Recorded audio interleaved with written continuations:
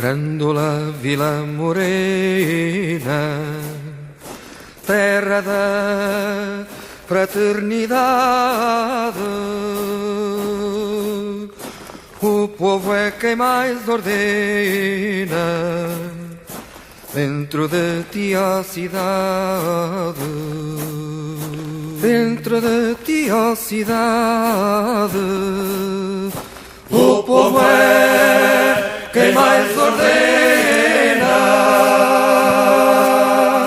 terra da fraternidade, Grândola Vila Morena. A Revolução dos Cravos, ou Revolução de Abril, foi um golpe de Estado dado pelos capitães, que imediatamente se transformou em um processo revolucionário acompanhado pelo povo, e mais tarde voltou a ser um regime democrático burguês. Por que aconteceu a Revolução dos Cravos? Porque depois de 48 anos de uma ditadura, que havia começado em maio de 1926 e que se transformou igualmente em uma ditadura fascista, o povo português, politizado por suas colônias africanas, resolveu pôr abaixo esta ditadura que havia transformado Portugal em uma realidade ruralista e havia impedido o seu desenvolvimento industrial. Portanto, a Revolução dos Cravos é a abertura de Portugal para o mundo. Em que medida esses países africanos que estavam sob o domínio de Portugal como colônias ajudaram nesse processo? Na realidade, a ditadura fascista começou a guerra colonial em 1961. Para Angola e com força, foi a frase dita por Antônio de Oliveira Salazar. Para quê? Para massacrar os africanos que lutavam pela sua independência. Pois bem, na medida em que os soldados portugueses iam para as colônias africanas lutar contra os negros, que por sua vez queriam a sua independência, estes mesmos soldados passaram a ser politizados pelos africanos e se deram conta de que aquilo que os negros africanos defendiam, Portugal já tinha defendido há muitos séculos atrás. Portanto, estes soldados, e principalmente os capitães de Abril, pensaram e chegaram à seguinte conclusão: nós não temos que lutar na África, nós temos que voltar para Portugal e derrubar a ditadura fascista que nos envia a lutar na África. Por isso, a presença dos negros africanos na politização das Forças Armadas Portuguesas foi fundamental para que se desencadeasse a Revolução dos Cravos. E por que, professor, essa revolução que se transforma numa revolução popular volta ao caminho burguês? Na realidade, quando o movimento das Forças Armadas toma o poder, há uma divergência entre eles. Mas chega um determinado momento em que a ala mais à esquerda assume o governo de Portugal e assume o comando de Lisboa. Neste momento, as forças conservadoras internas portuguesas e as forças conservadoras externas se aliam e dizem o seguinte: não podemos ter na Europa uma nova Cuba. Quais são as forças internas portuguesas?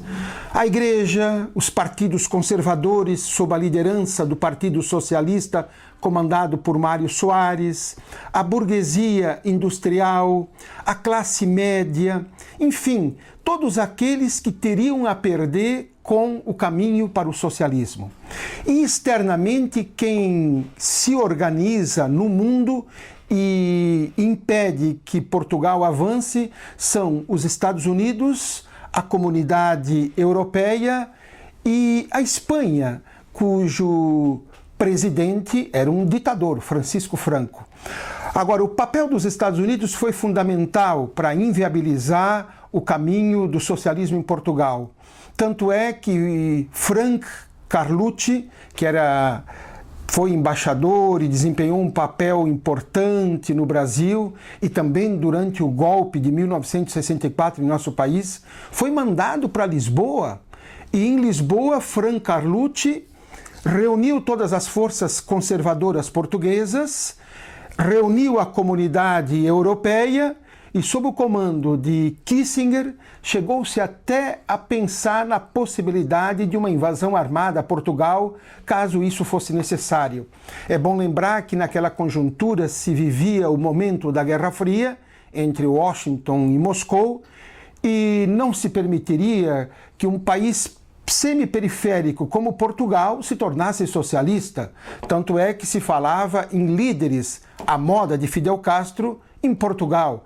E esse socialismo, com certeza, ia tentar se espalhar para outros países europeus e com o apoio da então União Soviética. Por isso foi fundamental a presença intervencionista dos Estados Unidos em fazer com que o processo socialista português fosse derrotado. Isso não é casual, isso é proposital.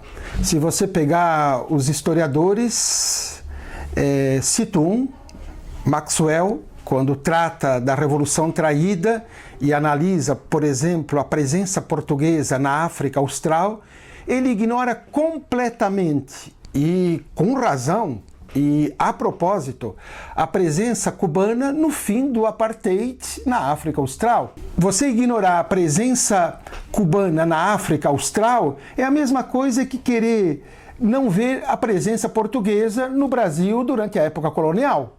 Portanto, os historiadores propositadamente ignoram porque não querem dar o crédito à Cuba socialista. E, por outro lado, também quando se estuda a Revolução dos Cravos, muitos ignoram a politização dos africanos sobre os portugueses e a presença deles no eclodir da Revolução dos Cravos. E hoje, como o senhor chegou a escrever um livro, né, sobre essa questão de Portugal, a Revolução dos Cravos e tal, como é que o senhor avalia hoje a situação de Portugal dentro de todo esse processo aí da comunidade europeia? Bom, Portugal fez a sua Constituição em 1976, que era uma Constituição que tinha como objetivo de Estado caminhar para o socialismo. Assim que o socialismo é derrotado, essa Constituição sofre imediatamente 4 grandes revisões e faz com que essa Constituição não tenha mais como objetivo o socialismo. Portugal hoje é um país semi-periférico na Europa, passa por uma crise violenta sob o aspecto econômico, político, social, cultural, financeiro.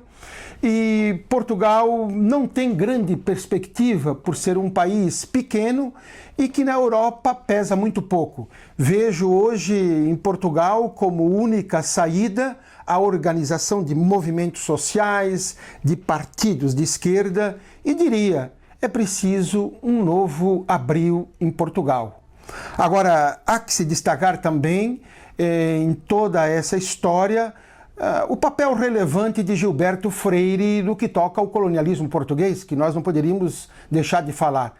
Se Juscelino Kubitschek apoiou integralmente, sob o ponto de vista político, o colonialismo português na África, Gilberto Freire apoiou sob o ponto de vista teórico, criando a teoria do luso-tropicalismo, que nada mais é uma maneira de justificar a presença colonial portuguesa na África.